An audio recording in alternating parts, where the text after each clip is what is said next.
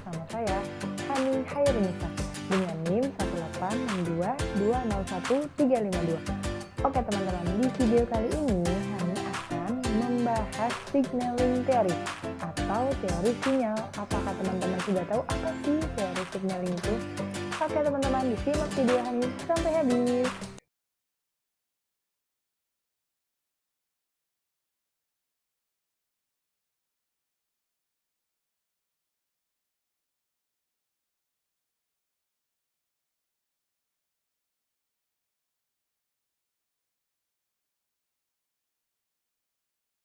Oke teman-teman, langsung saja kita membahas signaling theory atau teori sinyal.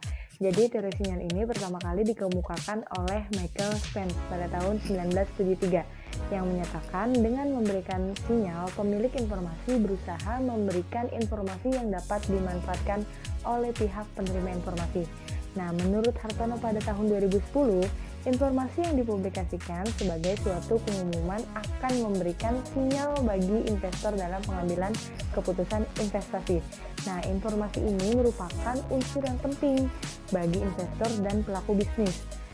Signaling teori ini atau teori sinyal ini menjelaskan mengapa sih perusahaan harus mempunyai dorongan untuk memberikan informasi laporan keuangan kepada pihak eksternal.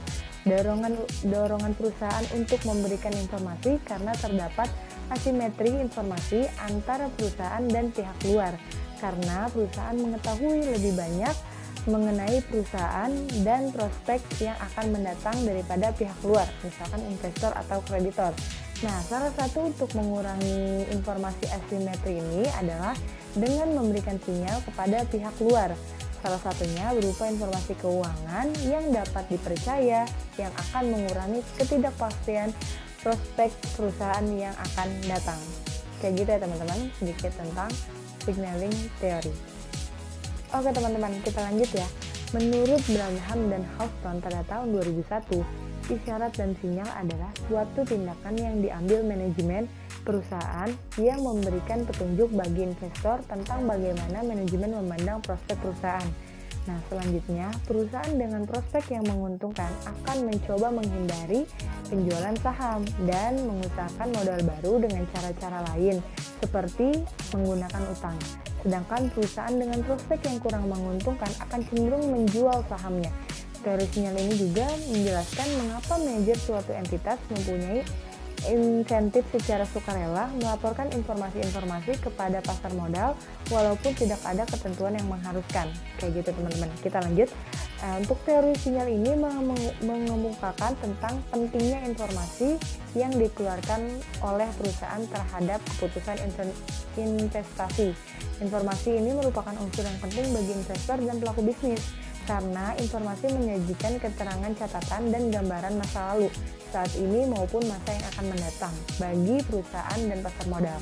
Informasi yang lengkap, relevan, serta akurat, dan tepat waktu dipergunakan investor atau pasar modal ini sebagai alat untuk menganalisis sebelum mengambil keputusan untuk berinvestasi. Kayak gitu teman-teman. Oke teman-teman, kita akan membahas informasi yang akan dipublikasikan dalam teori signaling. Jadi informasi yang akan dipublikasikan sebagai suatu pengumuman yang akan memberikan sinyal bagi investor dalam pengambilan keputusan investasi.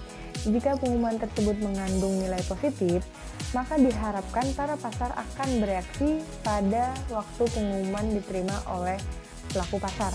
Nah, pada saat informasi diumumkan dan pelaku pasar sudah menerima informasi tersebut, pelaku pasar terlebih dahulu menginterpretasikan dan menganalisis informasi tersebut sebagai bentuk sinyal baik atau sinyal buruk. Jika pengumuman yang diumumkan sebagai sinyal baik, bagi investor akan terjadi perubahan volume dalam perdagangan saham.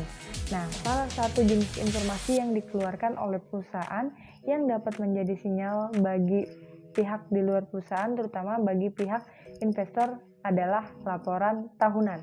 Informasi yang diungkapkan dalam bentuk laporan tahunan ini dapat berupa informasi akuntansi, yaitu informasi yang berkaitan dengan laporan keuangan, dan informasi non-akuntansi, yaitu informasi yang tidak berkaitan dengan laporan keuangan.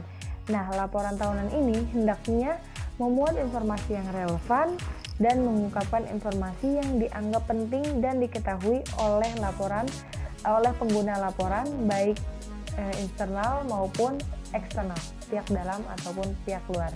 Kayak gitu ya teman-teman. Oke teman-teman, selanjutnya kita akan bahas signaling theory ini berkaitan dengan variabel apa sih? Nah, signaling theory ini memiliki keterkaitan pada variabel ukuran perusahaan. Maksudnya, perusahaan besar menunjukkan perusahaan mengalami perkembangan sehingga akan memberikan sinyal yang baik kepada pihak luar, seperti para investor yang akan memberikan respon yang positif pada perusahaan tersebut. Nah, sehingga perusahaan berukuran besar akan mengungkapkan informasi yang lebih banyak karena mendapatkan permintaan yang lebih besar dari publik dan para investor untuk mengungkapkan informasi yang lebih lengkap. Kayak gitu ya teman-teman. Nah, signaling theory juga memiliki keterkaitan pada variabel profitabilitas, yaitu ketika perusahaan dengan tingkat probabilitas tinggi akan menggunakan informasi keuangannya untuk mengirim sinyal kepada pasar. Nah, laporan keuangan yang memiliki tingkat probabilitas tinggi ini menunjukkan prospek perusahaan baik sehingga investor akan merespon positif sinyal tersebut dan nilai perusahaan akan meningkat. Gitu teman-teman. Selanjutnya ini signaling theory ini juga kaitannya dengan variabel human research accounting disclosure, yaitu ketika mendapatkan respon pasar yang baik, perusahaan memberikan sinyal berupa pengungkapan informasi yang lebih luas, termasuk pengungkapan akuntansi SDM.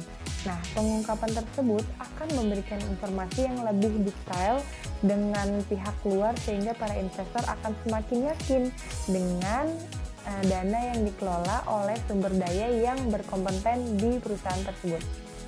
Kayak gitu ya teman-teman, terkait variabel yang berkaitan dengan signaling theory.